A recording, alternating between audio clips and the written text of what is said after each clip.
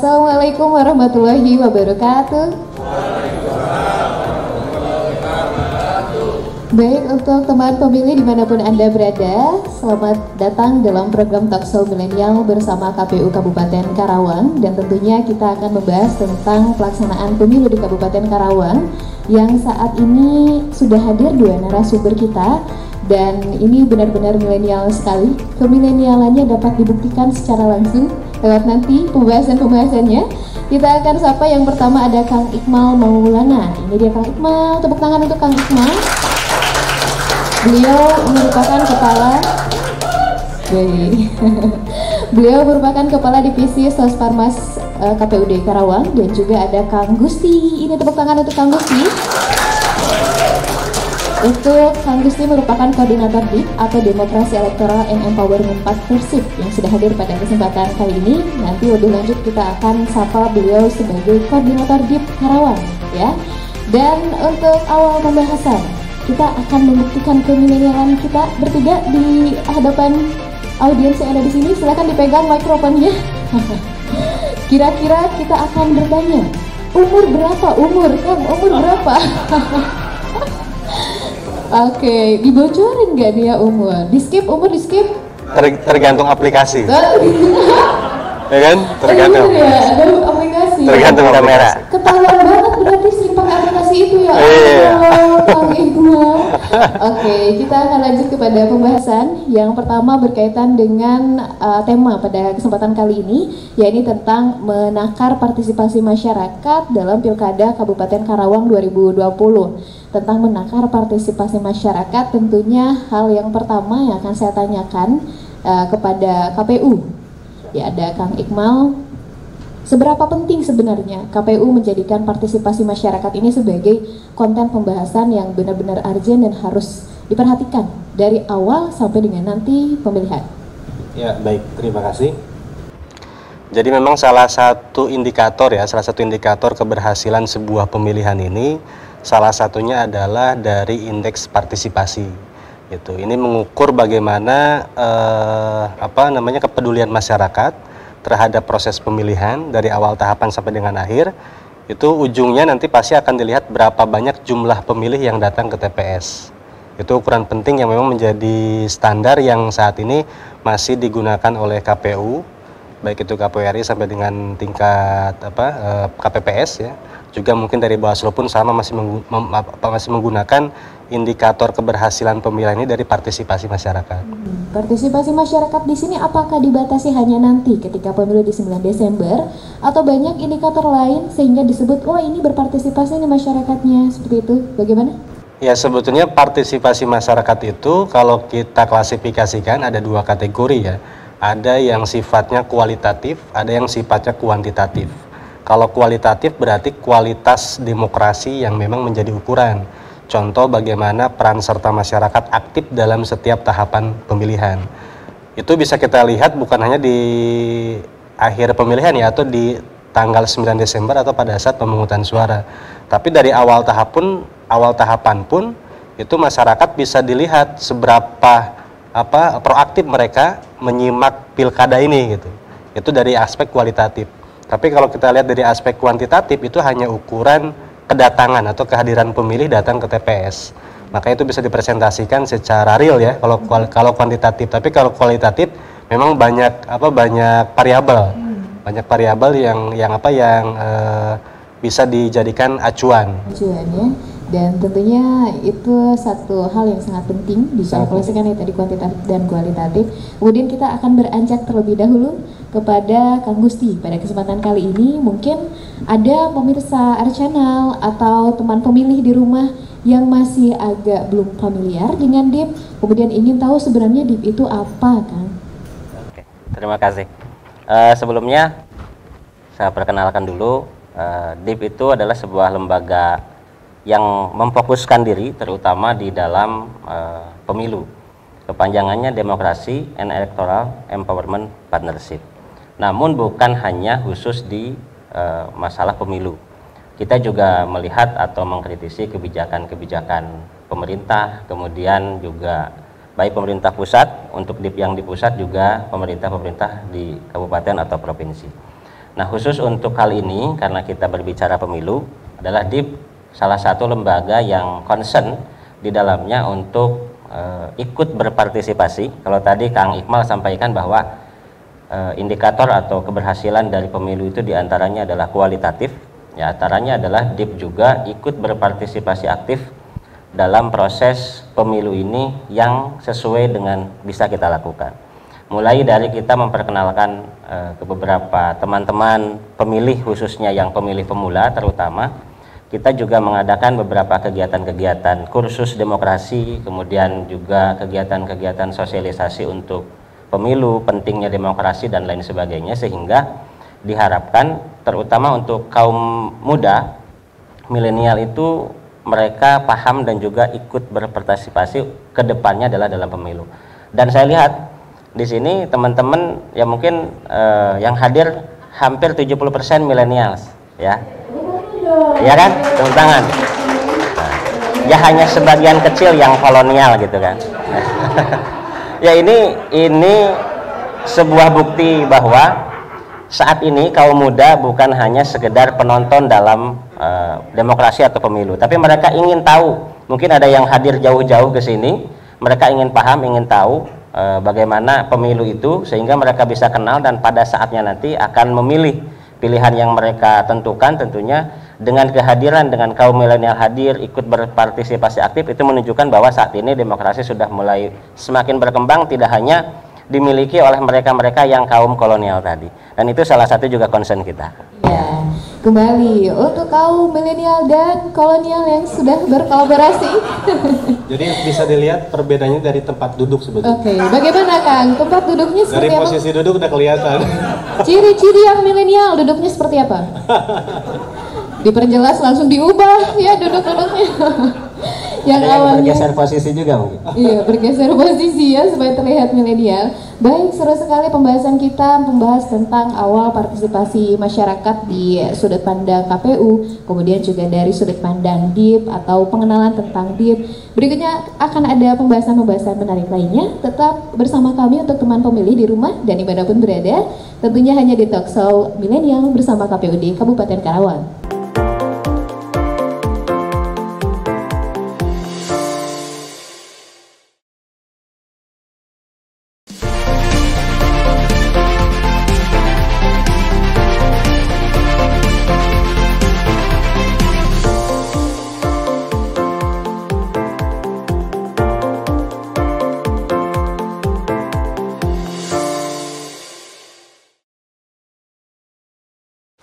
Halo semuanya, untuk teman pemilih masih bersama kami dalam program Talkshow Milenial, dan tentunya kita akan kembali membahas tentang hal-hal menarik terkait Pilkada di Kabupaten Karawang 2020. Saya akan awali dengan pernyataan dari Kang Musti dari DIP nih. Seberapa penting pemilu atau Pilkada dilaksanakan di Indonesia dan berpengaruh terhadap tingkat kematangan demokrasi di Indonesia menurut sudut pandang DIP? Terima kasih. Kalau kita melihat sejarah pemilu di Indonesia, tentu teman-teman di sini juga sudah banyak yang tahu, ya. Tidak harus disebutkan karena durasi juga. Tapi yang pasti dengan hari ini demokrasi yang paling ideal saat ini adalah dengan demokrasi langsung, masyarakat ikut berpartisipasi dalam proses pemilihan, bahkan juga ikut bisa berpartisipasi menjadi penyelenggara pemilu, baik yang tingkat pusat, kabupaten, dan juga yang ad hoc seperti PPK, PPS, dan juga KPPS. Itu sangat penting karena tadi sudah saya sampaikan dari awal bahwa demokrasi atau pemilu atau kemudian juga akhirnya menghasilkan pemimpin itu bukan hanya sekedar nanti akan dirasakan oleh sebagian kecil masyarakat Indonesia atau Kabupaten Karawang, tapi justru dengan pemilihan bupati atau wakil bupati atau wali kota itu juga akan mempengaruhi tentunya kebijakan-kebijakan pemerintah 5 tahun ke depan, sehingga kami dari DIP memandang bahwa pemilu kada dengan partisipasi masyarakat aktif itu sangat penting dan sangat perlu untuk kita ikuti bersama. Jadi bagi teman-teman yang kemudian hari ini mungkin ada yang jadi penyelenggara pemilu ya, kemudian juga ada yang sekedar misalnya menjadi pengamat atau pemantau pemilu dan lain sebagainya, itu adalah sebagai langkah awal dan sangat baik sekali untuk perkembangan demokrasi di Kabupaten Karawang khususnya, umumnya di Indonesia. Baik, lebih lanjut kita akan bertanya kepada Kang Iqmal pada kesempatan kali ini. Berkaitan dengan angka partisipasi ini, sebenarnya dari tingkat nasional itu sudah ada ya 77% ya untuk tahun ini. 77,5. 77,5% untuk tahun ini. Kemudian di Kabupaten Karawang, apakah acuannya sama, persentasenya seperti itu atau bagaimana? Harus sama minimal. Harus sama. Minimal 77,5. Syukur-syukur kalau di Karawang kemarin teman-teman PPK tuh menyanggupi 90 ya. 90%, siap 90%. Ya kan kalau rencana boleh lebih ya. Iya Boleh betul lebih. ya. Target minimal 77,5%. Karena nasional mentargetkan angka itu, maka semua kabupaten termasuk Karawang itu juga harus mengikuti angka minimal itu. Baik, siap. Kemudian berkaitan dengan target capaian partisipasi masyarakat di Kabupaten Karawang, itu kan tadi harapannya sudah ingin ada di angka itu gitu ya. Kemudian realita di lapangan sejauh ini, apakah sudah bisa diterka bahwa memang 77,5% itu memungkinkan atau 90% justru lebih memungkinkan? Sebetulnya kalau ukuran memungkinkan tidak memungkinkan tidak bisa kita tebak ya. Karena kita bukan lembaga riset juga gitu. Tapi paling tidak semua upaya itu sudah mengarah ke sana. Kalaupun Karawang memang sejauh pemilihan kepala daerah, beberapa kali kepala daerah, ini yang keempat berarti pemilihan secara langsung, itu memang di angka 70 baru pertama kali kita di tahun 2015 gitu.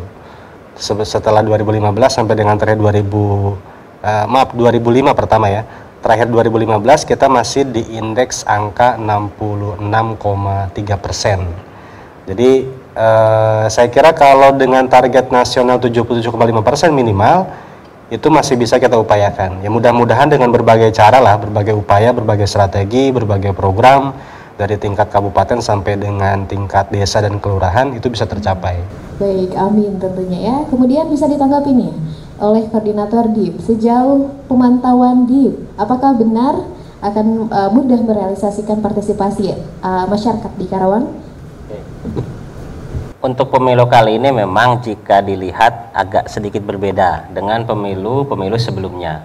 Dikarenakan memang pemilu ini dilaksanakan pada saat pandemi sedang masih berlangsung di negara kita ya, termasuk juga di Kabupaten Karawang. Sehingga tantangan itu tentunya oleh teman-teman di KPU dan jajarannya akan terus diupayakan lebih keras. Karena memang berbeda kalau dahulu pemilu-pemilu sebelumnya, baik dari KPU, kemudian juga dari paslon, masing-masing paslon itu mereka bisa langsung menyentuh ke masyarakat. Bahkan KPU juga bisa melaksanakan sosialisasi langsung ke simpul-simpul masyarakat, ke kampung-kampung dan lain sebagainya. Tapi kan dengan kondisi saat ini, KPU sendiri pun terbatas untuk melaksanakan itu. Ya mereka hanya melakukan sosialisasi di hanya simpul-simpul organisasi atau ke masyarakat dengan jumlah yang terbatas. Begitupun calon atau paslon dengan tim kampanyenya, mereka juga terbatas dengan itu. Namun demikian, kami memandang bahwa sejauh ini, tadi yang disampaikan oleh Kang Iqmal, sejauh ini dari teman-teman KPU terus berupaya semaksimal mungkin untuk mengejar target yang sudah ditetapkan. Dan mudah-mudahan kami juga ikut optimis, ya karena sebagian di Karawang terutama, lebih banyak kalau dilihat itu di daerah-daerah juga yang mohon maaf mungkin ya dengan kondisi saat ini pandemi ada saja sedikit masyarakat kita yang ya cuek lah begitu dengan pandemi sehingga ya bodoh amat ya karena kita juga sesekali saya berkeliling di daerah-daerah begitu walaupun tidak urusan langsung dengan untuk pemilu melihat masyarakat sudah mulai cenderung landai dengan pandemi ini. Artinya saya berharap ketika nanti pemilu tanggal 9 Desember dilaksanakan masyarakat juga tetap optimis dan tetap antusias datang ke TPS untuk menggunakan hak pilih karena ke pasar aja mereka mau berjubel ya kan, pasar malam, pasar pagi gitu kan, apalagi mudah-mudahan ke pemilihan nanti mereka juga bisa lebih antusias. Tapi tentunya juga ada peran-peran aktif baik dari paslon ataupun juga dari penyelenggara pemilu. Baik, dikaitkan dengan pasangan calon, apakah elektabilitas pasangan calon yang ada di Karawang juga mempengaruhi tingkat partisipasi masyarakat? Ya, tadi Kang Iqmal sudah sedikit menyentuh soal partisipasi dari pemilu ke pemilu. Tahun 2005, karena mungkin itu adalah pemilu langsung yang pertama kali dilakukan, antusiasme masyarakat cukup tinggi, 71%-an. Kemudian 2010 turun menjadi 63%. Kemudian tahun 2015 kemarin 66% ada peningkatan lagi. Itu khusus untuk pemilu kada kabupaten ya, untuk gubernur dan presiden itu ada perbedaan angka. Nah, itu kemudian kalau dilihat dari tren, kenapa ada sedikit perbedaan, kemudian perubahan-perubahan di 2015, kenapa meningkat? Itu karena diantaranya yang saya lihat adalah pengaruh dari media sosial yang saat itu sudah mulai ada. Waktu 2005 tinggi karena memang pemilu pertama. 2010 agak turun karena mungkin mereka sudah tahu, oh gini pemilu pertama, milih langsung begini. Dan juga media sosial saat itu belum terlalu banyak di 2010. Ya Android dan lain-lain kan juga belum ada, sehingga Facebook belum terlalu familiar di handphone, hanya ada mungkin di Friendster. Bapak tua sekali. Friendster mungkin kan zaman dulu belum ini. Nah, di 2015 agak naik lagi karena tadi pengaruh media sosial. Calon-calon itu banyak memperkenalkan diri baik program ataupun dirinya lewat media sosial. Nah, seharusnya dengan kondisi pandemi seperti ini, paslon-paslon itu memanfaatkan itu sebenarnya. Tapi yang saya lihat sampai dengan hari ini justru kalau saya lihat lebih malah antusias di 2015 menggunakan media sosial untuk kampanye dibandingkan dengan saat ini. Apakah karena sudah terlalu sering menggunakan media sosial sehingga ada posisi di mana mereka juga sudah tidak terlalu sering meng-up tentang pemilu di media sosial? Nah, mungkin saja mereka berkaca ke sana, dan juga mungkin sebagian mereka karena dengan kondisi pandemi dihimbau juga oleh Mendagri bahwa paslon-paslon kalau bisa turun ke masyarakat dengan memberikan bantuan berupa masker dan lain sebagainya, termasuk untuk sosialisasi pandemi. Tapi seharusnya dengan milenials pemilihnya di Kerawang ini sekitar 24%-an ya, dengan pemilih pemula hampir 12% di DPT itu, harusnya kan itu dijadikan ajang oleh mereka untuk merebut hati milenials, yang mana milenial itu kan pasti tidak lepas dari handphone. Ya kan, nggak di sini aja semua handphonenya dipegang, ya kan, nggak ada yang lepas. Ada yang tiba-tiba pura-pura live Instagram, ini kan ada yang live Instagram, ada yang pura-pura moto Kang Iqmal kan, ada yang pura-pura moto saya gitu, mungkin GR gitu.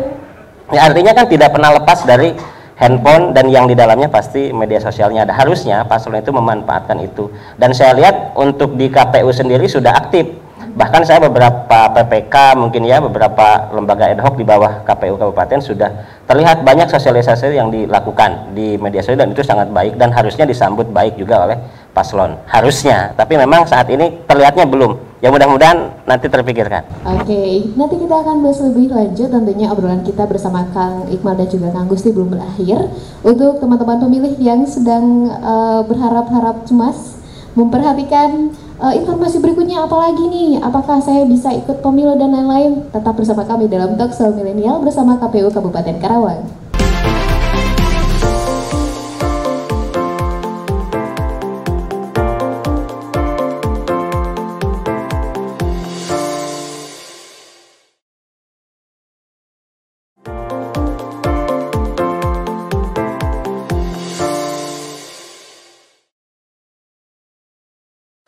Luar biasa sekali, masih semarak suasana. Pada kesempatan kali ini saya mau coba cek lagi tepuk tangannya mana teman-teman. Wow, luar biasa. Dan berikutnya kita akan kembali bergabung dengan dua narasumber yang millennials ini.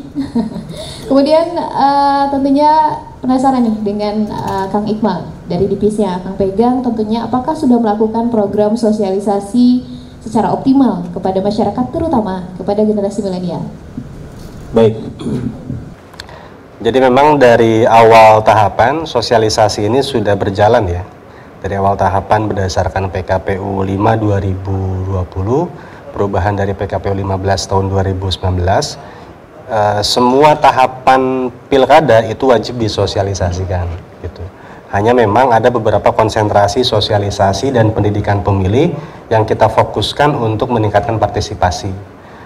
Kalau dari program yang sudah kita rencanakan, seperti yang tadi Kang Gusti sampaikan, ada banyak penyesuaian karena situasi pandemi COVID-19 ini yang memang masih ada di Kerawang. Kita menyesuaikan, dan banyak kegiatan-kegiatan yang milenialis gitu ya, itu agak sedikit dikikis. Karena memang situasi begini itu tidak boleh mengadakan kegiatan yang mengundang keramaian. Gitu. Jadi ini memang membingungkan sebetulnya. Satu sisi kita harus meningkatkan partisipasi, tapi di sisi lain kita tidak boleh ramai-ramai. Ya. Kegiatan-kegiatan keramaian yang memang di set up dari awal itu kita hilangkan, karena memang anjuran dari PKPU, kemudian juga dari gugus tugas kabupaten itu tidak mengizinkan kegiatan-kegiatan yang sifatnya hiburan gitu ya, kemudian yang melibatkan massa banyak. Termasuk sosialisasi yang sudah berjalan pun kita lebih fokus ke simpul, jadi tidak langsung ke pemilih. Contoh begini, kalau dulu di pemilu 2019 kita ada kegiatan KPU Goes to Campus. Nah, kita datang dari kampus ke kampus, dari sekolah ke sekolah untuk sosialisasi langsung ke pemilih ya, pemilih aktif.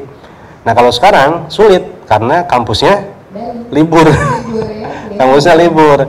Terus siswanya juga nggak ada kalau ke sekolah. Jadi paling kita sosialisasinya kalau ke mahasiswa targetnya ke organisasi mahasiswa. Kalau targetnya ke siswa, ke organisasi siswanya. Jadi simpul-simpul itu yang kemudian kita kemas ya, agar mereka bisa mendistribusikan kembali informasinya kepada pemilih aktif. Kemudian di samping itu ada beberapa kegiatan yang memang kita konversi dari kegiatan konvensional ke kegiatan digital. Contoh misalnya diskusi diskusi publik ya, karena melibatkan massa banyak, awalnya kita rubah jadi webinar. Gitu. Kemudian lomba-lomba, festival-festival yang awalnya menghadirkan massa banyak, kita rubah menjadi lomba-lomba yang tidak melibatkan massa banyak. Seperti sekarang kita sedang running itu lomba mural ya, lomba mural dan lomba video kreatif. Itu. Nah itu targetnya memang milenial. Targetnya milenial. Nah sekalian, karena memang ini targetnya milenial dan akan berpengaruh terhadap angka partisipasi milenial, di-share juga dong Kang untuk lombanya, penyelenggaraannya itu gimana supaya teman-teman pemilih yang milenial di rumah bisa auto langsung ikut gitu. Siap. Jadi untuk seluruh pemirsa di R Channel dan KPU Karawang, warga Karawang khususnya, jadi silahkan kami mengadakan kegiatan lomba mural ya, lomba mural dan lomba video kreatif, jadi film pendek yang isinya mengajak pemilih untuk datang ke TPS dan menggunakan hak pilihnya. Itu nanti silahkan dikirimkan ke KPU Karawang. Kalau untuk mural ini harus mengirimkan sketsa dulu ya. Kalau untuk video dikirimkan langsung filenya. Gitu. Jadi di masa pandemi bisa langsung berkreativitas dan berpengaruh terhadap sosialisasi pemilih. Ya, sosialisasi. Karena ketika di posting itu akan langsung bertanya-tanya orangnya. Langsung bertanya-tanya. Ini video punya siapa gitu? Iya. Siapa yang bikin kan? Iya. Gitu. Siapa pimpinan yang bikin lombanya lah? Iya. Kang Iqmal langsung on. Oke, berikutnya untuk DIP nih. Ini luar biasa sekali. Kang Iqmal tadi sudah menyampaikan cara-cara unik, pendekatan unik kepada milenial untuk pemilu di Karawang. Tanggapan dari DIP, cara-cara seperti ini apakah efektif untuk meningkatkan partisipasi? Ya, sejauh ini memang itulah kemudian yang paling efektif menurut kami yang bisa dilakukan baik oleh penyelenggara pemilu, dalam hal ini KPU dan jajarannya ke bawah, untuk mengajak masyarakat Kabupaten Karawang untuk memilih, dan juga mungkin seharusnya tadi oleh paslon-paslon juga harusnya ikut ya, dalam tanda kutip meniru apa yang sudah dilakukan KPU dengan sekreatif mungkin. Karena sekarang kampanye pun paslon dibatasi jumlahnya hanya 50 orang per pertemuan. Itu pun tidak boleh di tempat-tempat yang keramaian ya, paling di gedung dan lain sebagainya, sehingga akan sangat terbatas. Kalau dahulu mereka bisa mengadakan tatap muka terbuka di lapangan, menghadirkan massa, konvoy dan sebagainya. Kalau sekarang kan tidak. Sehingga pemilu sekarang ini kan ya senyap begitu. Kayak tidak ada pemilu tapi ada. Kalau dulu kan kalau kita berangkat, oh ada apa nih, arak-arakan, oh ini ada pemilu nih, oh calon ini. Kalau sekarang kan enggak. Kesannya diam-diam gitu kan di kampung, diam-diam oh ada apa ini, ada apa begitu. Ya memang itu adalah salah satu cara untuk merangsang pemilih terutama di kaum milenials. Ya apalagi kan kaum milenials ini dia lebih kreatif dan juga lebih out of the box lah gitu pemikirannya. Beda dengan mungkin yang tadi kolonial kan begitu ya, harusnya begitu, tapi kalau milenial kan enggak. Oh coba nih begini, kreatif begini, bikin film pendek, bikin mural, bikin apa namanya ya, sekarang kan bikin konten-konten di YouTube lebih mudah dengan adanya smartphone, dan itu mungkin sebagian milenial yang mereka paham atau ingin terlibat di dalam pemilu tentu akan ikut serta di situ. Dan menurut saya ini cukup efektif karena memang cara yang bisa dilakukan saat ini adalah memanfaatkan teknologi informasi dan media. Apalagi ketika pasangan calon banyak melakukan kampanye door to door, itu jangkauannya terbatas ya. Tapi ketika di media sosial jangkauannya langsung lebih banyak luas, gitu ya, lebih luas. Dan kemudian kekreatifan anak milenial juga langsung terangkat lewat kampanyenya. Oke, untuk teman pemilih di rumah, masih banyak pembahasan yang akan kita bahas berkaitan dengan partisipasi masyarakat di Kabupaten Karawang untuk pemilu pada 9 Desember 2020. Tetap bersama kami dalam Talkshow Milenial bersama KPU Kabupaten Karawang.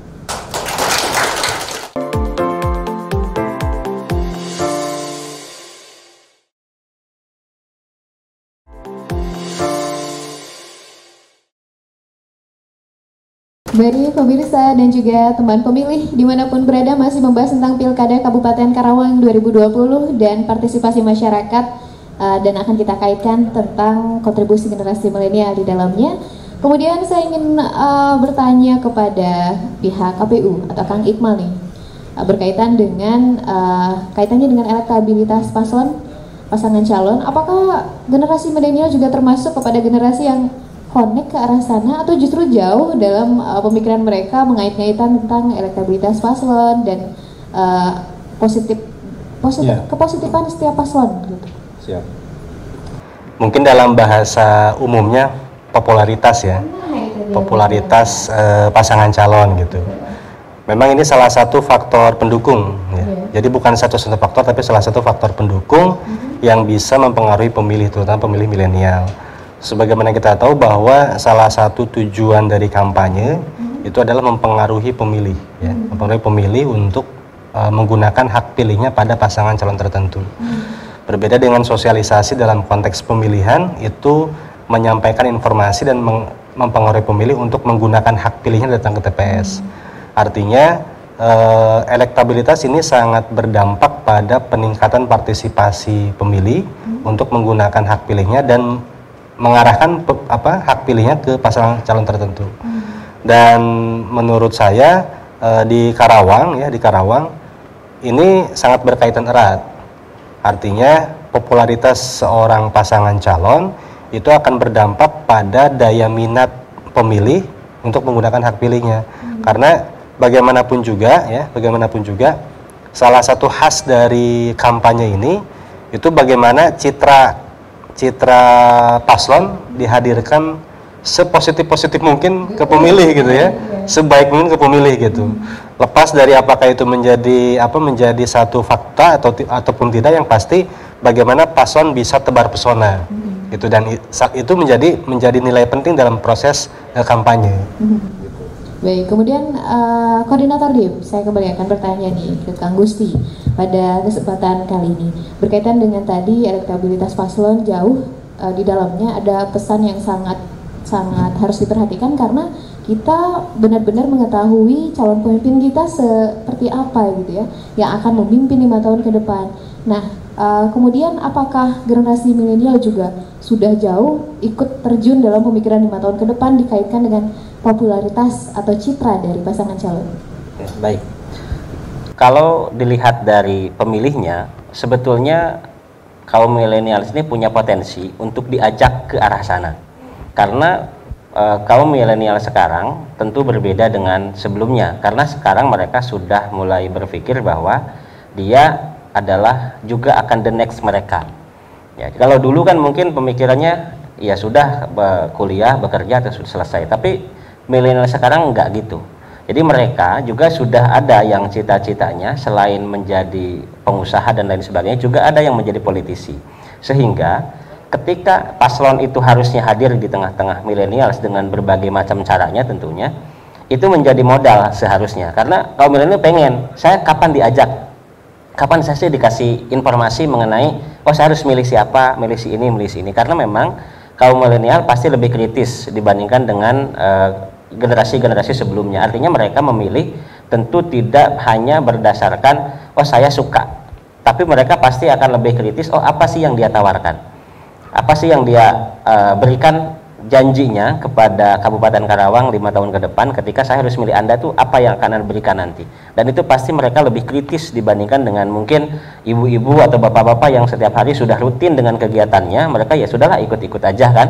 Tapi kalau millennials, apalagi dengan persentase yang cukup besar sebenarnya, hampir 24%-an kalau dilihat dari data DPT itu adalah berada di kisaran kaum millennials ya, dan pemilih pemulanya juga cukup tinggi. Artinya kalau itu bisa diraih oleh paslon, tentunya akan meningkatkan partisipasi pemilih ke TPS nanti, dan tentunya juga akan menguntungkan bagi paslon tersebut.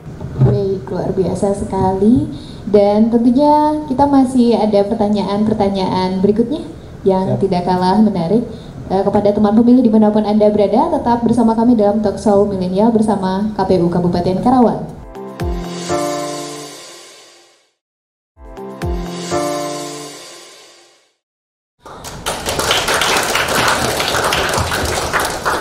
Baik teman-teman pemilih di rumah, intinya saya menyampaikan untuk tetap mengingat 9 Desember untuk memilih di TPS masing-masing. Tentunya sudah persiapan dari sekarang memilih siapa dengan pertimbangan-pertimbangan yang luar biasa tentunya harus dipikirkan.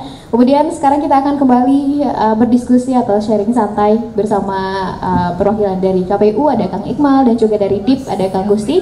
Untuk Kang Iqmal, saya ingin menanyakan berkaitan dengan dalam meningkatkan angka partisipasi pemilu, apakah KPU juga bekerja sama dengan instansi lain, dan itu apakah banyak stakeholder yang dilibatkan oleh KPU sehingga mengarahkan partisipasi masyarakat jadi jauh lebih tinggi? Oke.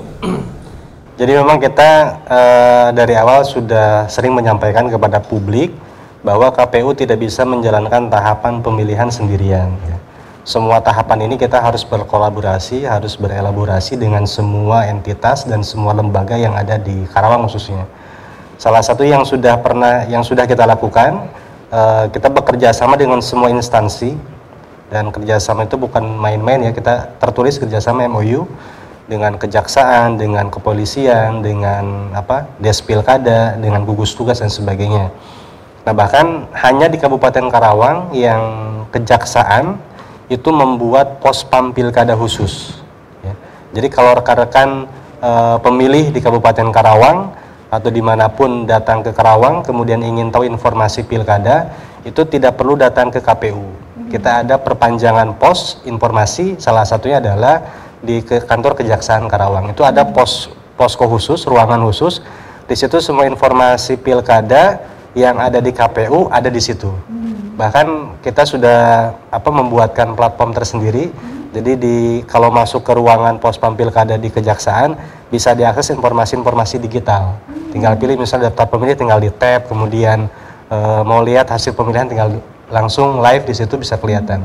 Itu salah satu bentuk kerjasama kita, kemitraan kita dengan salah satu lembaga ya. Kemudian kita pun bekerja sama dengan hampir semua media lokal di Karawang yang memang sudah terdaftar di Dewan Pers. Kita kerjasama dalam upaya untuk mempublikasi dan mensosialisasikan tahapan pilkada. Jadi semua media kita masukkan dalam tim media Karawang gitu ya. Jadi setiap informasi apapun yang ada di KPU pasti terpublikasi secara masif dan terstruktur di media lokal di Karawang. Gitu. Oke, luar biasa sekali, banyak sekali kolaborasi ya. Di antaranya ada instansi lain, media juga, dan tentunya ini ada kaitannya dengan hasil partisipasi untuk nanti di 9 Desember, mudah-mudahan. Kemudian berikutnya untuk DIP nih, Kang Gusti, kembali saya ingin bertanya. Pada akhirnya ketika 9 Desember akan dilaksanakan pemilu, ini pasti semua stakeholder harus bahu-membahu untuk menyukseskan 9 Desember sebagai pemilu yang banyak angka partisipasinya. Tanggapan Akang terkait dengan semua stakeholder untuk berkolaborasi seperti apa? Ya. Tadi sudah saya singgung sebelumnya, memang pilkada kali ini berbeda dengan sebelumnya karena kita masih dihantui dengan pandemi COVID-19. Namun demikian, KPU dan juga dengan Bawaslu dan pemerintah sejauh ini yang saya lihat sudah betul-betul menjalankan atau melaksanakan, bahkan mengantisipasi khususnya untuk nanti 9 Desember itu sudah seketat mungkin.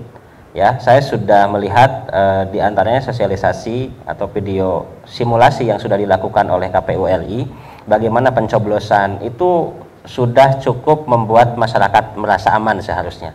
Ya, mereka bagaimana masuk ke TPS, dicek suhu dulu, kemudian mereka yang suhunya di atas yang disarankan dia ditempatkan di kamar khusus, kemudian juga cuci tangan, pakai sarung tangan sekali pakai dan seterusnya. Itu diharapkan akan meningkatkan partisipasi masyarakat dan ketenangan masyarakat sehingga Pilkada 2020 walaupun dijalankan di tengah-tengah pandemi tidak menjadi klaster baru baik untuk penyelenggara pemilunya dan juga untuk masyarakat.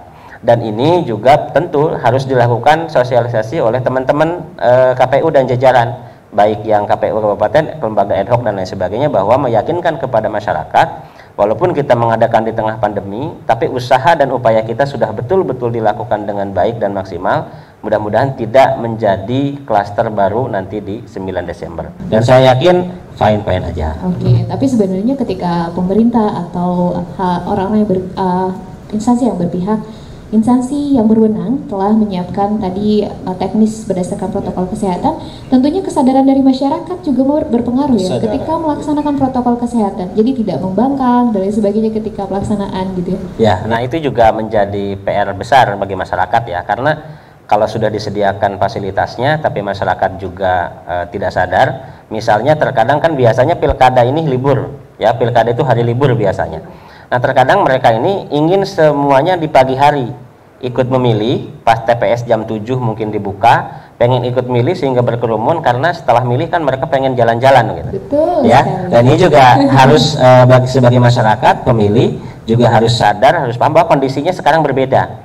Ya, pilkada kali ini berbeda. Jadi ya kita harus kembali semuanya sadar karena ketika bencana dalam tanda kutip COVID itu meledak, itu kan yang kena bukan penyelenggara pemilu atau paslon, tapi ya masyarakat semua pemilih. Dan itu tentunya harus disadari, mereka datang ke TPS sesuai dengan undangannya, ya apa namanya, gilirannya lah kalau disebutkan giliran, dan juga ketika mereka nanti di antrian itu tentunya menjalankan protokol kesehatan dengan menjaga jarak dan lain sebagainya. Baik, untuk lebih lanjut kita akan menerima pertanyaan terlebih dahulu untuk teman-teman milenial yang hadir pada kesempatan kali ini.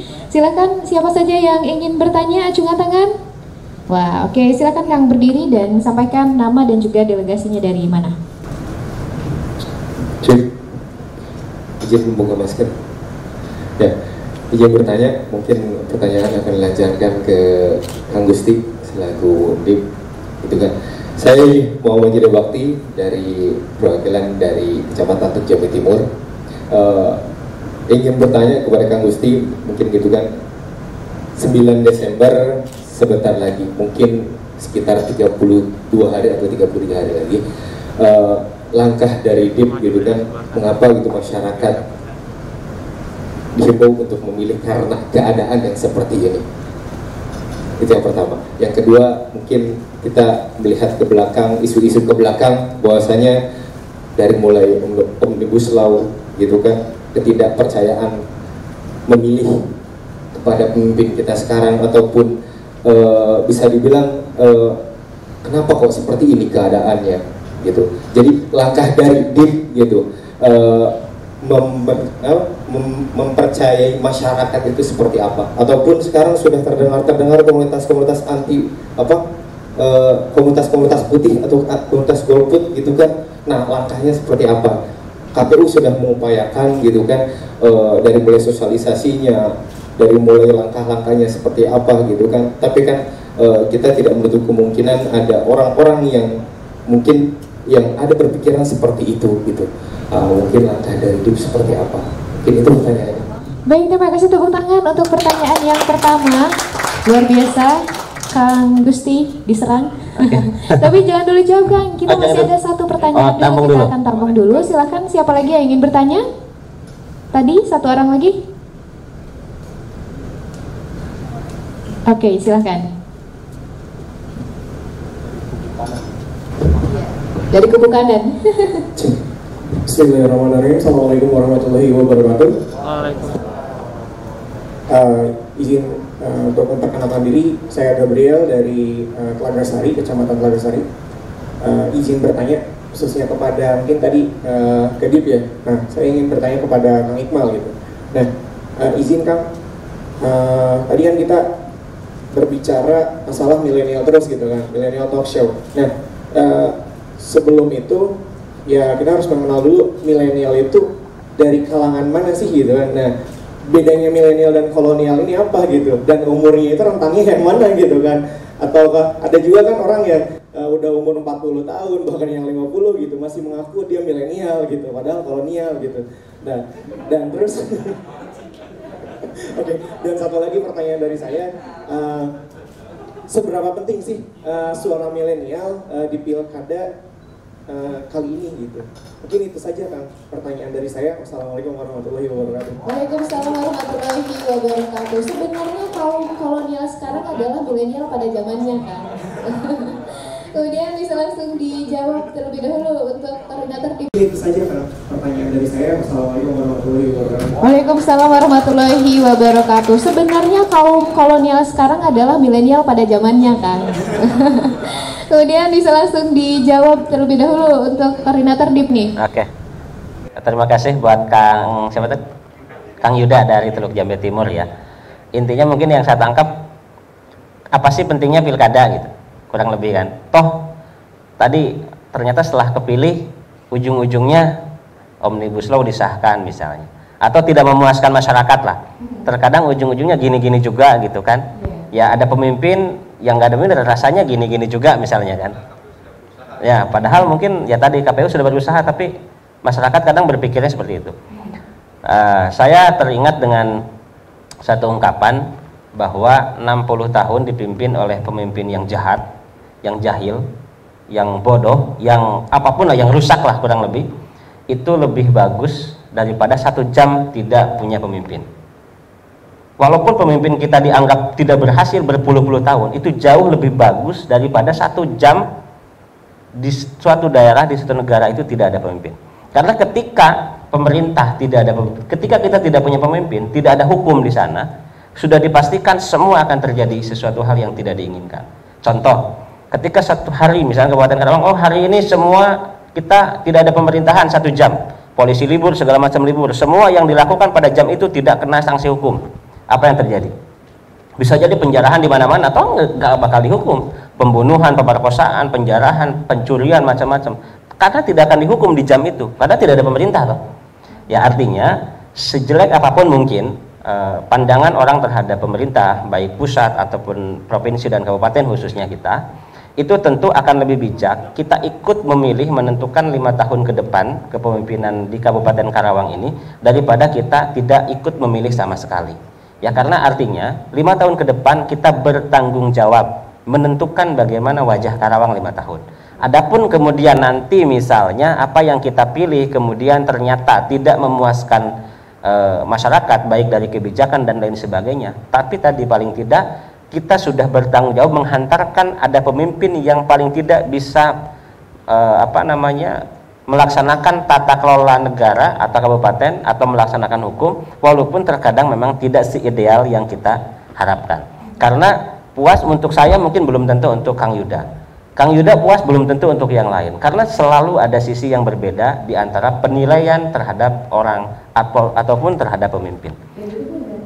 Betul, begitupun dengan pemilu. Jadi kalau sebagian ada yang apatis, ya tidak apa-apa. Dalam arti, ya mungkin mereka kalau sudah punya pola pikir dan pandangannya seperti demikian, sudah diajak sedemikian rupa, tapi mereka juga masih ingin golput yang tadi, ya, atau golongan putih atau golongan macam-macam kan begitu, yang tidak ikut memilih, ya silakan, itu kan hak mereka. Tapi paling tidak kita yang sudah mempunyai rasa tanggung jawab tadi ikut berpartisipasi memilih, menentukan 5 tahun ke depan kepemimpinan Kabupaten Karawang. Terlepas dari ketiga paslon yang hari ini berkompetisi, semuanya terbaik, putra terbaik Kabupaten Karawang.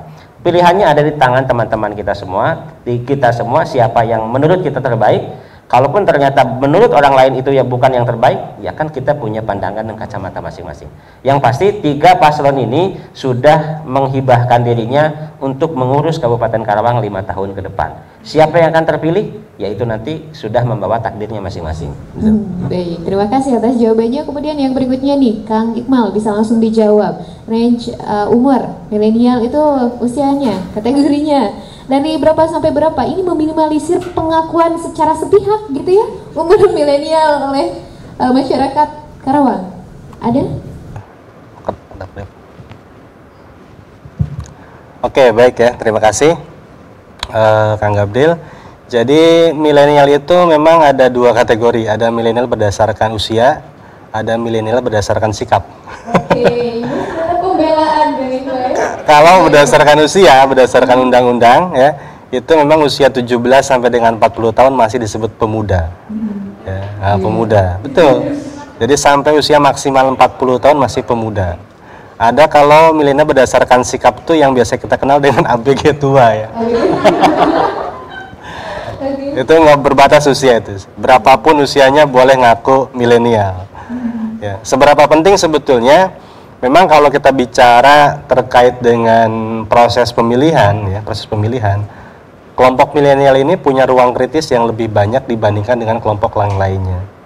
Biasanya didominasi oleh mereka yang aktif ya, yang aktif dalam institusi pendidikan, jadi masih menjadi mahasiswa, masih menjadi siswa, kemudian masih aktif dan produktif dalam pekerjaan, itu lebih punya ruang kritis yang lebih luas dibandingkan dengan usia di atas 40 tahun yang sudah repot dengan anak, yang sudah repot ngurus dapur biasanya. Ya, tapi kalau milenial itu punya ruang kritis yang lebih luas. Di samping itu, karena mereka punya ruang kritis yang lebih luas sehingga proses pembangunan di daerah itu biasanya lebih diperhatikan oleh kelompok milenial. Ada namanya dengan pasca election atau setelah pemilihan, momentum setelah pemilihan. Kita biasanya fokus di post election ya, atau di tanggal pemilihan.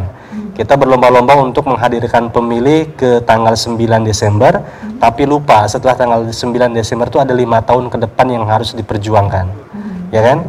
Kita fokus di pre-election atau sebelum pemilihan, seperti sekarang ini pre-election, untuk juga mempersiapkan post-electionnya. Tapi lupa di pre-election itu, disitulah peran serta milenial dibutuhkan. Artinya pengawalan demokrasi itu bukan hanya pada saat menggunakan paku digunakan di bilik suara, tapi setelah ditetapkan sebagai bupati itu harus tetap dikawal. Dikawal kebijakannya, dikawal programnya, dikawal proses pembangunannya. Dan milenial punya perspektif dan punya ruang yang lebih strategis ya, dengan potensi yang mereka miliki. Saya kira itu. Baik, itu dia perdebatan antara milenial dan kolonial. Sudah cukup terjawab ya. Tentunya masih ada pembahasan-pembahasan menarik lainnya tetap dalam Talkshow Milenial. Kepada teman pemilih di rumah, tetap saksikan hanya dalam program Talkshow Milenial bersama KPU Kabupaten Karawang.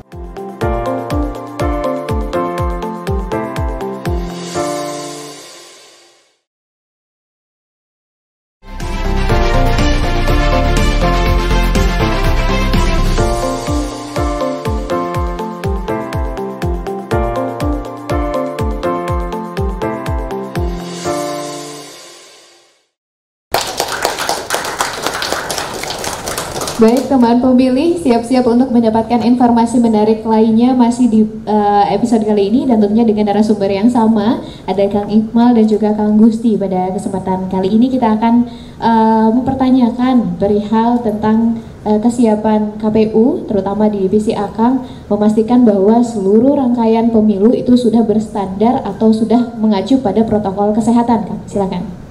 Saya. Baik, terima kasih.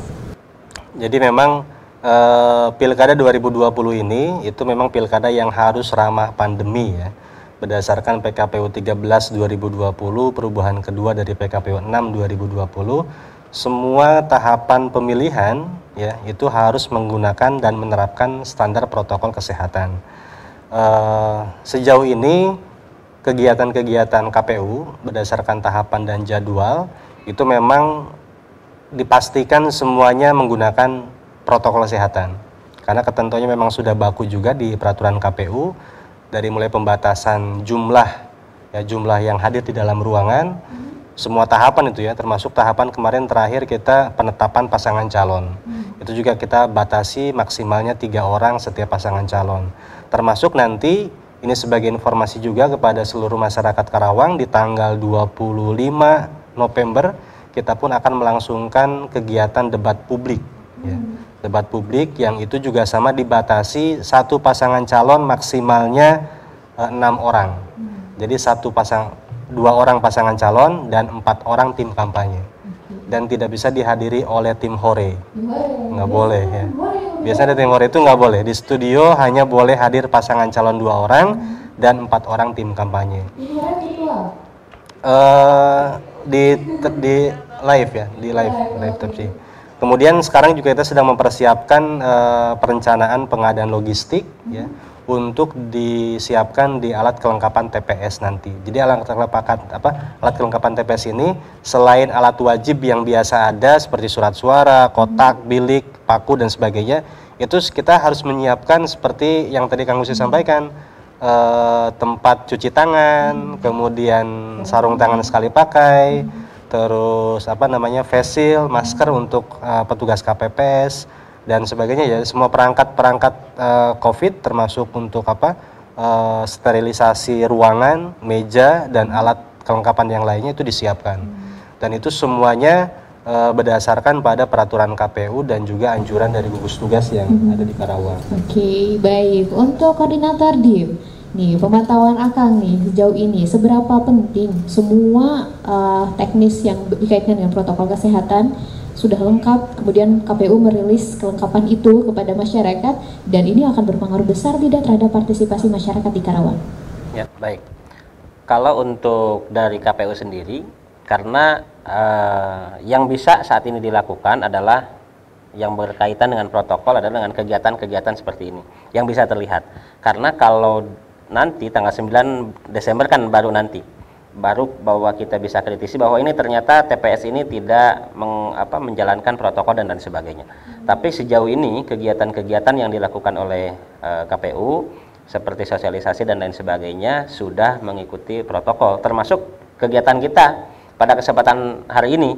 Ini kan juga terbatas jumlahnya, hanya mungkin sekitar beberapa puluh orang saja kan, hanya 30 atau kurang sedikit lah.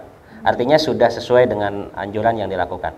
Nah, namun juga yang saya himbau sebenarnya, terutama ini buat teman-teman paslon, itu yang terutama juga menjadi mereka harus memberikan contoh kepada masyarakat. Ya, karena paslon ini kemudian yang ingin meraih simpati publik supaya mereka memilih calon yang dikampanyekannya.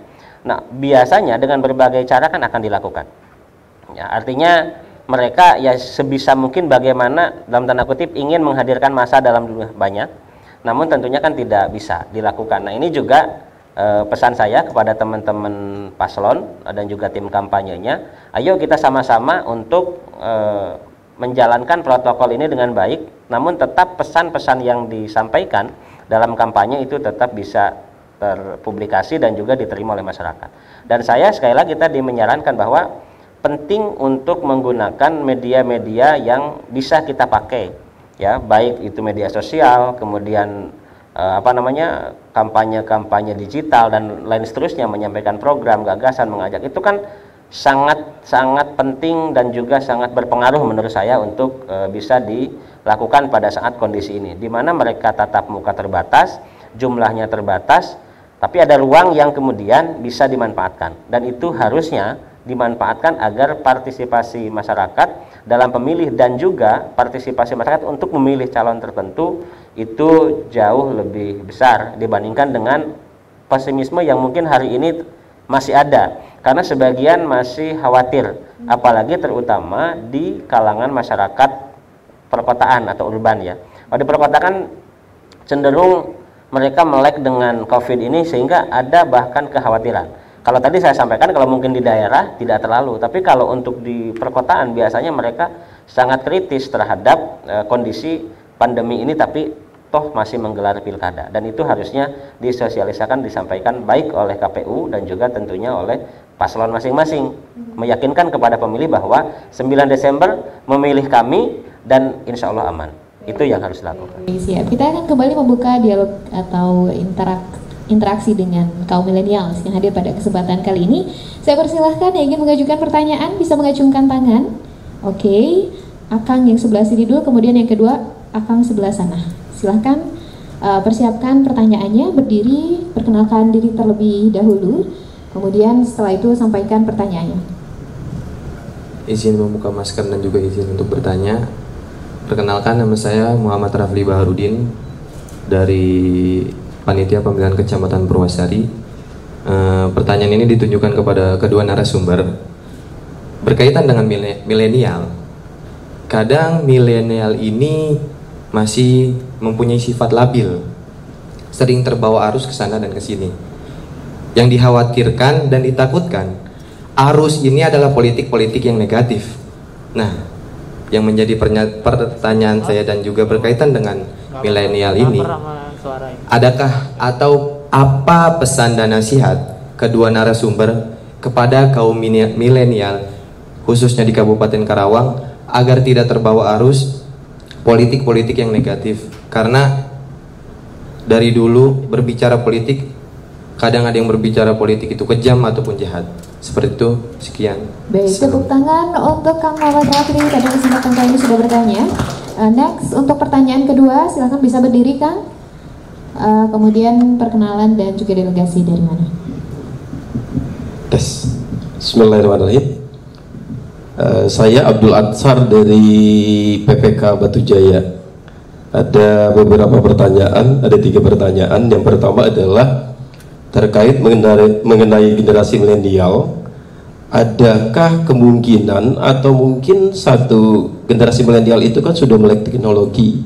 Kenapa pemerintah tidak menggunakan sistem pemilihan melalui e-voting atau dengan berbasis ICT, sehingga server ataupun apapun itu pengamanannya harus bagus. Setahu saya kalau di era milenial itu nanti melek teknologi dan kesibukannya lebih tinggi, kan sangat efektif dilakukan pemilihan itu. Yang kedua, sekarang karena eranya era digital, kampanye itu banyak dilakukan lewat digital atau lewat virtual dan lain-lain. Nah, seberapa efektifkah kampanye digital tersebut untuk menarik minat masyarakat atau meningkatkan angka partisipan? Itu. Yang ketiga adalah yang jadi persoalan di dalam sebuah sistem politik adalah bukan saja infrastruktur politik, suprastruktur politik, tetapi budaya politik juga sangat berpengaruh. Nah, bagaimana merubah mindset masyarakat yang notabene setahu saya bahwa masyarakat Indonesia itu budaya politiknya belum ke partisipan, lebih banyak ke parokial, sehingga angka partisipannya rendah gitu. Sehingga bagaimana cara kita merubah mindset masyarakat agar mereka mempunyai kesadaran politik sehingga terbentuk budaya politik yang lebih baik. Sekian, terima kasih. Baik, tepuk tangan untuk Kang Abdul. Saya pikir kira-kira dari pernyataannya ini adalah pasangan calon nomor 4 Kabupaten Karawang, betul? Keren sekali Akang, luar biasa pertanyaannya. Kita langsung maju kepada jawaban untuk Adit terlebih dahulu berkaitan dengan generasi milenial yang masih labil dan ada kemungkinan terbawa arus politik negatif. Oke, baik. Memang yang namanya anak muda ya biasanya kan ada labilnya tuh, ada biasa ya, baik dalam menentukan pilihan bupati atau bahkan menentukan calon istri. Ya kan terkadang ya kan biar nggak terlalu tegang. Ya justru kadang biasanya kan kadang ada begitu. Calon nomor 4 Kabupaten Karawang, betul? Keren sekali Akang, luar biasa pertanyaannya. Kita langsung maju kepada jawaban nih untuk Adip terlebih dahulu berkaitan dengan generasi milenial yang masih labil dan ada kemungkinan terbawa arus politik negatif. Seperti apa? Baik. Memang yang namanya anak muda ya biasanya kan ada labilnya itu, ada biasa ya, baik dalam menentukan pilihan bupati atau bahkan menentukan calon istri Calon istri, aduh. Dia terlalu tegas. Harusnya nggak calon istri jangan labil, kan harus yakin atuh. Jadi sebenarnya biasanya kan kadang-kadang begitu. Oke. Cakep, ini juga cakep, akhirnya pindah ke sini. Mudah-mudahan di sini kan enggak. Nah, curcol. Ya. Nah, kemudian kembali ke tadi, apa yang kemudian kami sarankan dari DIP tentang agar mereka tidak labil dalam memilih. Ya, dipastikan bahwa semua orang di dunia ini dimanapun tidak ada yang merugi. Itu satu. Kenapa? Ketika misalnya saya sebagai calon bupati memberikan sesuatu kepada Akang untuk memilih saya, itu kan politik transaksional, dan dimanapun transaksi itu kan tidak mau rugi. Saya memberikan Rp1.000, pasti kan saya ingin untung, ingin balik 1.500. Kita jualan apapun pasti kan tidak mau rugi, pasti ingin untung. Dan itu yang harus tertanam di dalam hati kita masing-masing, pikiran kita masing-masing. Ketika kita diberikan sesuatu, atau tadi ada politik negatif, memberikan politik uang dan lain sebagainya, contohnya, kita sadar kita diberikan sekian puluh ribu, sekian rupiah, atau sekian liter beras, atau sekian untuk memilih si A.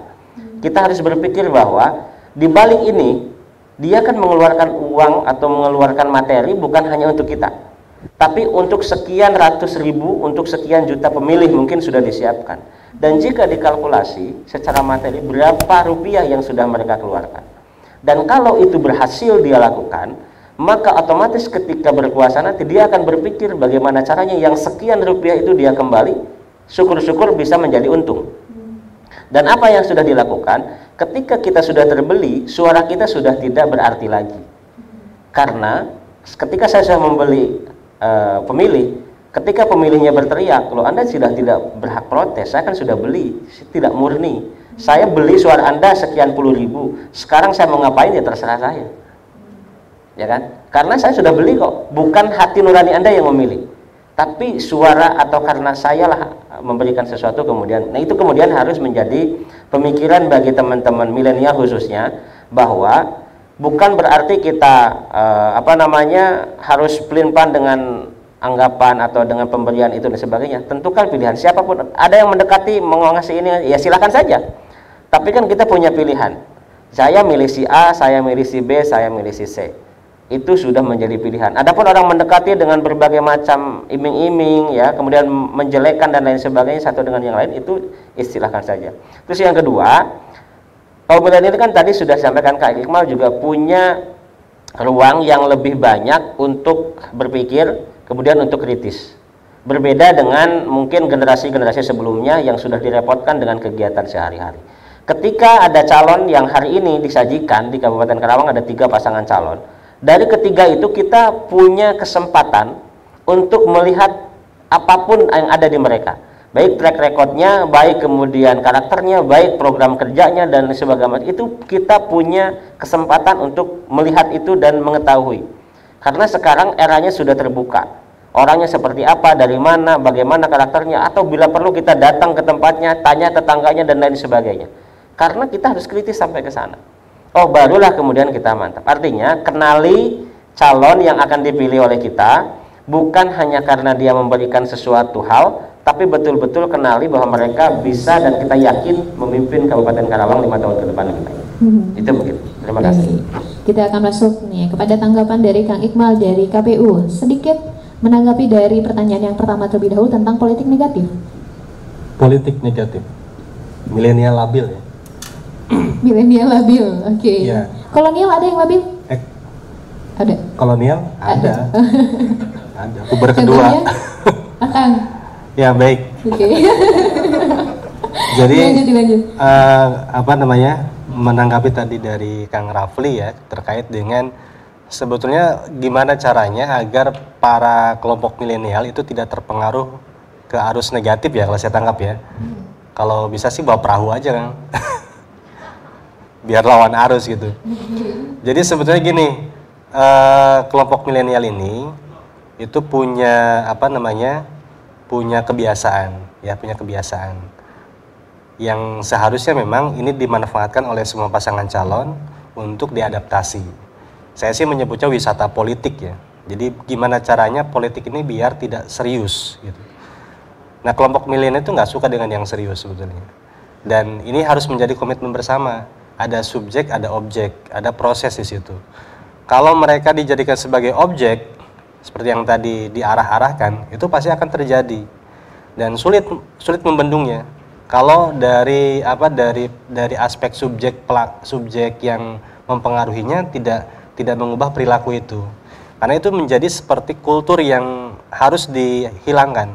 Ya. Artinya bukan hanya dari sisi si pemilihnya yang diperbaiki, tapi dari sisi pasangan calonnya. Ada feedback. Kalau mereka tidak diajak, tidak dipengaruhi untuk ke arus yang negatif, itu saya yakin juga tidak. Artinya penguatan dari sisi personal pemilih milenialnya, selain mereka harus meningkatkan semangat literasi mungkin, kemudian semangat untuk diskusi berkelompok dengan kelompok-kelompok yang memang kelompok masyarakat yang punya kepedulian demokrasi yang bagus gitu. Artinya jangan menjadi satu citra yang membuat itu doktrin negatif gitu. Contoh gini, politik uang itu politik uang sampai kapanpun tidak akan dihilangkan. Itu doktrin negatif. Doktrin negatif. Artinya sebetulnya itu bisa kita kikis gitu, bisa kita kikis. Salah satunya adalah dengan melibatkan semua unsur publik. Bukan hanya penyelenggara dari tingkat KPU, PPK, PPS, tapi dari semua entitas publik. Termasuk tokoh masyarakatnya harus punya peranan, RT RW harus punya peranan, kepala desa harus punya peranan. Semuanya harus punya peranan sehingga mempengaruhi pola pikir kelompok milenial. Gitu. Itu salah satunya ya, salah satunya. Selain memang dari pasangan calonnya pun itu harus mulai membiasakan diri bersikap dewasa. Siapapun yang terpilih sudah ada takdir suci dari Tuhan kan? Tidak perlu kita sia-siakan uang kita untuk mempengaruhi pemilih gitu misalnya. Atau tidak perlu kita menggiring opini-opini tidak baik mempengaruhi pemilih. Karena mereka punya nalar yang lebih kritis dibandingkan dengan yang lainnya. Kalau negatif campaign itu nggak masalah. Nggak masalah menurut saya. Yang masalah itu play campaign. Negatif campaign itu justru itu faktual. Contoh misalnya pasangan calon A menyebutkan kepada pemilih bahwa pasangan calon B ini pernah melakukan A, B, C, D. Yang artinya negatif ya, itu nggak masalah. Kalau memang itu fakta. Tapi kalau bukan fakta, masuknya play campaign. Atau berita kebohongan. Iya. Kalau negatif campaign nggak masalah. Nah yang dimaksud mungkin oleh Kang Rafli ini ke arah yang play campaign ya, atau situasi di mana pemilih ini terbawa arus pada wilayah yang yang tidak jelas lah, tidak jelas dari sisi pengalaman demokrasi, dari sisi fakta demokrasi itu harus diarahkan. Jadi itu Kang, menurut saya sih semua entitas harus bekerja, tidak bisa dengan satu personal si pemilih milenial. Oke, lanjut kepada pertanyaan dari Kang Abdul. Ada 3 pertanyaan. Satu lagi dapat gelas. Enggak ya. Banyak pertanyaannya, alhamdulillah. Untuk pertanyaan yang pertama, milenial dan juga kaitannya dengan teknologi. Kenapa tidak melakukan pemilihan menggunakan tadi cara-cara yang tadi disampaikan dengan menggunakan teknologi dulu? Pemungutan suara. Pemungutan suara. Gimana ya? Kalau saya sih bicara karena kapasitas sebagai KPU tidak bisa merespon secara utuh karena itu kebijakan pimpinan. Ya. Kalau saya sebagai publik mungkin bisa, tapi karena saya kapasitas sebagai KPU, jadi apa yang sudah ditetapkan oleh pimpinan saya di KPU RI itu harus saya ikuti. Paling kalaupun saya mau merespon itu sifatnya hanya opini sederhana saja ya. Dan sejauh ini pun KPU RI sudah mengarah ke sana sebetulnya. Salah satu contohnya adalah di 2019 ya, 2019 kita sudah pakai metode situng. Ya, walaupun itu tidak dijadikan acuan dalam rekapitulasi pleno, tapi semua dokumentasi C1 plano, C1 hologram itu ada di situng dan itu bisa diakses oleh siapapun. Sistem informasi perhitungan suara. Nah untuk di 2020 kita sudah mulai merancang Sirekap namanya. Jadi semua TPS di semua wilayah yang menyelenggarakan pemilihan, selesai mereka menyelenggarakan penghitungan suara, ya, tidak ada salinan yang didistribusikan kepada saksi. Jadi pakai aplikasi, di scan, di foto kemudian di scan, dan hasil pemilihannya otomatis terekap dalam database. Itu sudah mengarah ke sana. Adapun nanti sistemnya e-voting atau electoral vote gitu ya, memilih menggunakan teknologi informasi. Sejauh ini dalam rancangan PKPU-nya belum muncul. Baik itu PKPU yang sudah terbit, PKPU 8 2018 ataupun PKPU rancangan yang terbaru sekarang yang belum diundangkan, itu belum ada arah ke sana. Tapi perubahannya masih di seputar rekapitulasi, bukan di pemungutan suaranya. Oke, berikutnya seberapa efektif kampanye digital? Kampanye digital ke saya? Ke saya tuh Kang Gusti? Boleh, kedua-duanya. Kedua-duanya, ke saya dulu lah ya, selain pegang mic. Oke. Jadi kalau digitalisasi dalam proses transformasi informasi ya, itu tergantung kepada siapa targetnya sebetulnya. Bicara efektif, kalau ke wilayah pesisir itu nggak efektif, apalagi wilayah yang nggak ada sinyalnya, karena mereka nggak nyampe informasi. Karena informasi itu disampaikan ada wilayah yang menyelenggarakan pemilihan. Selesai mereka menyelenggarakan penghitungan suara, ya, tidak ada salinan yang didistribusikan kepada saksi. Jadi pakai aplikasi, di scan, di foto, kemudian di scan, dan hasil pemilihannya otomatis terekap dalam database. Itu sudah mengarah ke sana. Adapun nanti sistemnya e-voting atau electoral vote gitu ya, memilih menggunakan teknologi informasi. Sejauh ini dalam rancangan PKPU-nya belum muncul. Baik itu PKPU yang sudah terbit, PKPU 8 2018 ataupun PKPU rancangan yang terbaru sekarang yang belum diundangkan, itu belum ada arah ke sana. Tapi perubahannya masih di seputar rekapitulasi, bukan di pemungutan suaranya. Oke, berikutnya seberapa efektif kampanye digital? Kampanye digital ke saya? Ke saya tuh Kang Gusti?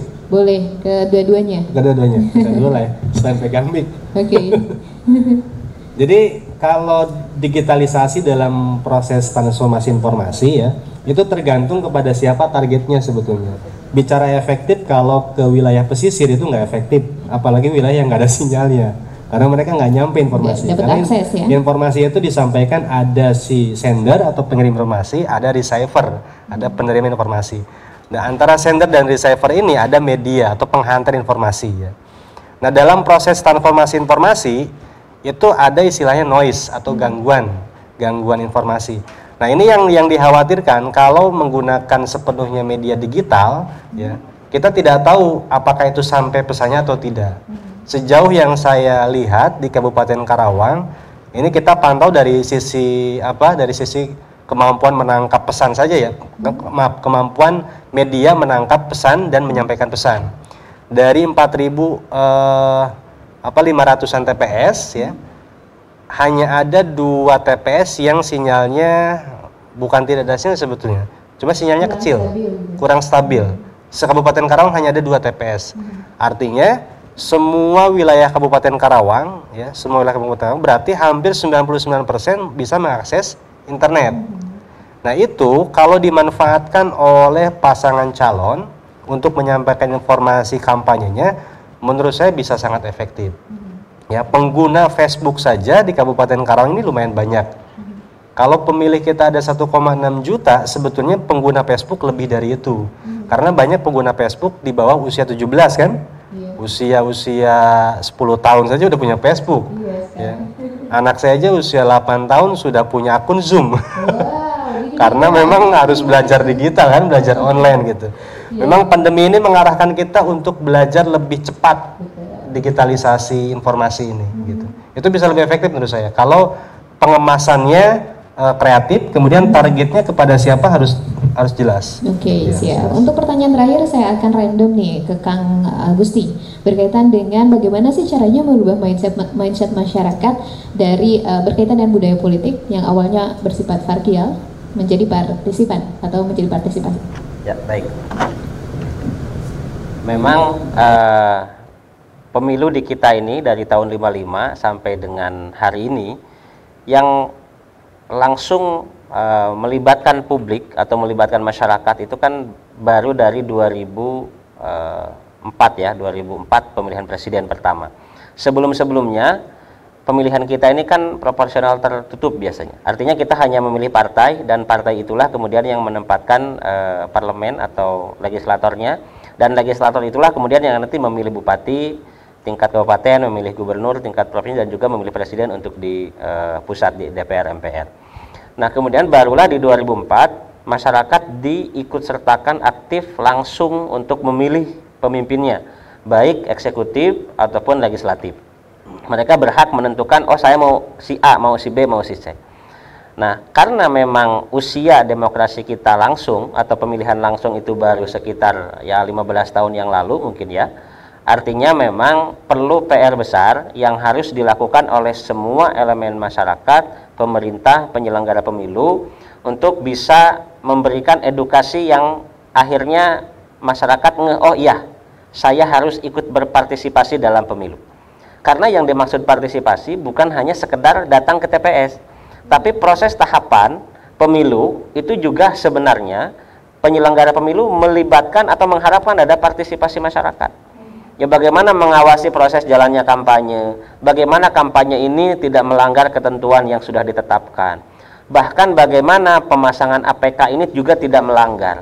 Karena hari ini faktanya di lapangan masih banyak paslon-paslon atau tim kampanye yang kemudian menempatkan APK-nya juga terkadang masih ada yang salah, dalam tanda kutip tidak sesuai aturan. Tidak boleh masang di pohon, di paku, masih juga, ya kan? Kita lewat kemana-mana masih banyak bergelantungan poster-poster di pohon, kan kasihan, pohonnya kan dipakuin dan lain sebagainya.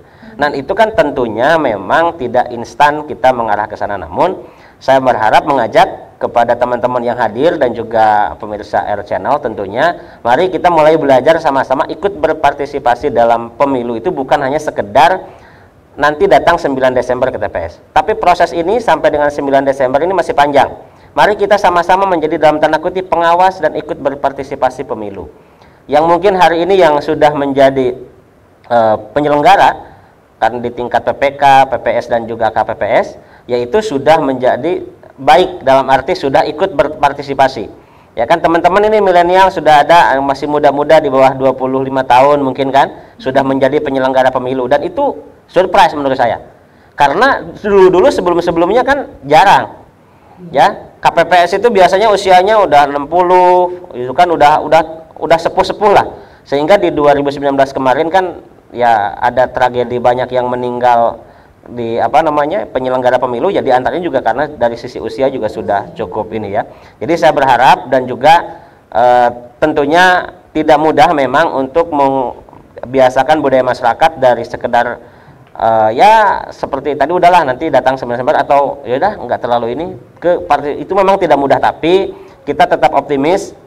Diawali dengan hari ini teman-teman penyelenggara banyak yang kaum muda itu menunjukkan bahwa pola pikir masyarakat kita sekarang sudah mulai bergeser dari sekedar nonton atau sekedar sudah ya nantilah kalau ada waktu datanglah ke TPS, tapi sekarang sudah mulai ikut berpartisipasi, ada yang jadi pengawas pemilu, pemantau pemilu, atau juga dari KPU-nya penyelenggara langsung dan lain sebagainya. Dan itu lama kelamaan insya Allah akan membuat masyarakat lebih banyak berpartisipasi aktif dalam proses pemilu. Baik, tepuk tangan untuk kita semua pada hari ini, luar biasa sekali tentunya dengan berbagai pertanyaan dan juga jawaban yang telah disampaikan. Ini menjadi akhir perjumpaan kita dalam Talkshow Milenial bersama KPU Kabupaten Karawang.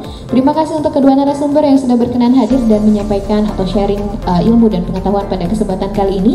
Dan untuk teman pemilih di rumah, meningkatkan angka partisipasi terutama di Kabupaten Karawang gitu ya.